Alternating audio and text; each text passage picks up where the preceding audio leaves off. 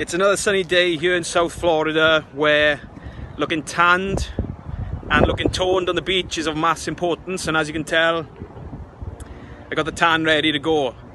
But when people talk about aspects of their training and how to achieve the body that they want, something they always talk about is hypertrophy training. But do people really understand what happens to your body, what kind of adaptations happen in the body when they're training for hypertrophy? So we've come to a certain place that we think might have the answers.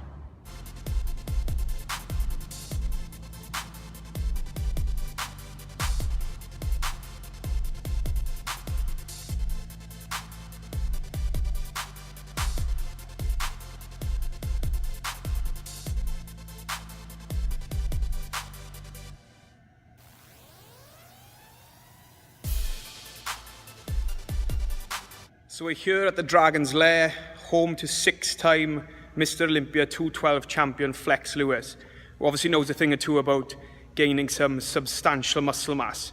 But for your average bro at the gym, do they really understand the adaptations to hypertrophy training, and what do they really think when they come to the gym? Hypertrophy? That's when you get a sick pump, right bro? Skeletal muscle hypertrophy is referred to the increase in muscle fibre size, as well as an increase in myosin, actin and myofibrils, which all make up the muscle fibre. An increase in muscle fibre is referred to as an increase in cross-sectional area. And cross-sectional area is something that's used as an indicator to show hypertrophy in many studies. Now, when we look at the relationship between resistance training and skeletal muscle hypertrophy, resistance training promotes skeletal muscle stretch and skeletal muscle contraction, both of which initiate the signalling pathways such as IGF, IGF-1, which lead to the activation of mTOR.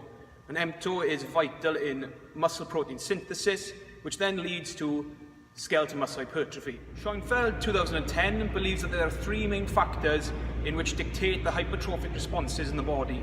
These are metabolic stress, mechanical tension, and muscle damage. And when we look at muscle damage in particular, this leads to the activation of satellite cells via the macrophages. Now, satellite cells are actively involved in the repair and regeneration of skeletal muscle, and therefore this can increase skeletal muscle hypertrophy.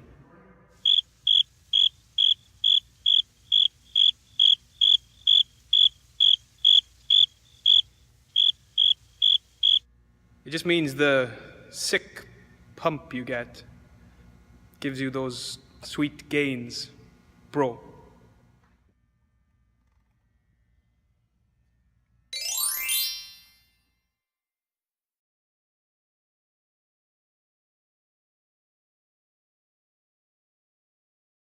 So, hypertrophy, that's like 12 reps, right? Anderson and Kearney in 1982 indicated while using lower loads for high reps, increased muscular endurance, while using high loads for low reps, increased maximal strength.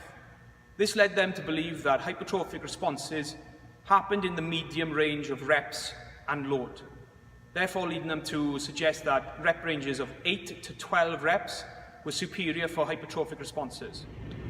Now, this traditional rep range of 8 to 12 reps continues to be a staple in many individuals' training protocols, particularly in the bodybuilding world. Okay, 12 reps. One more than 11. One less than 13. 12 reps.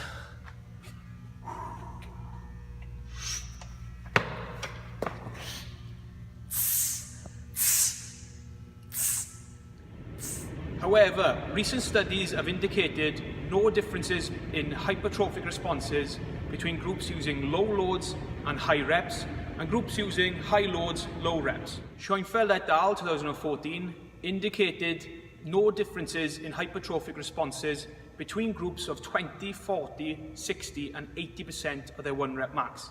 The study did note, however, that the group using 80% of their 1 rep max did increase their strength to a greater extent. That was a good set. It's interesting is that set felt about 80% as hard as that 1 rep max I did last week, but I do feel stronger and bigger now.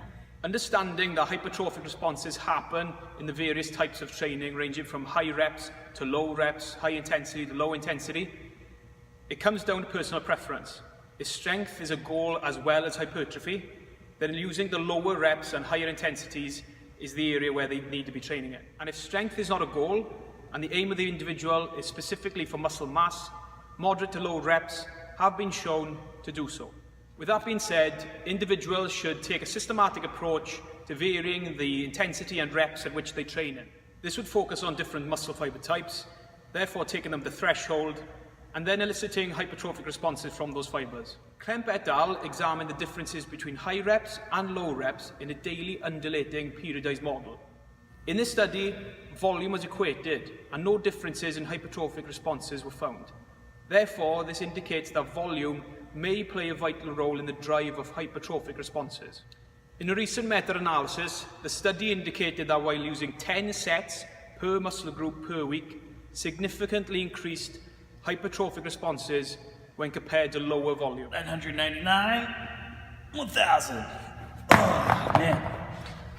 Oh, that was my 10th set. Really helped me gain muscle and size and strength. It's almost like it's scientifically proven or something. It is traditionally believed that using 30 seconds rest increases metabolic rate and therefore increases hypertrophic response.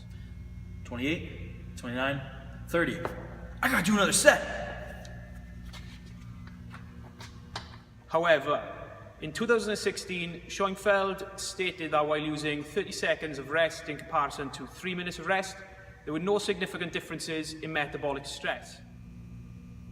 Nah, I got time. I got 3 minutes. Hello? Yeah, I'd like the large, the combo meal with the 3 pizzas. And does that come with the lava cake too? Yeah. All right. So now you understand a little bit more about hypertrophy training. Yep, I'm ready for whatever. What's next? You ready to squat? Oh, squats. Well, you see, the way my gym schedule is set up is I have my upper body day, my lower body. Man,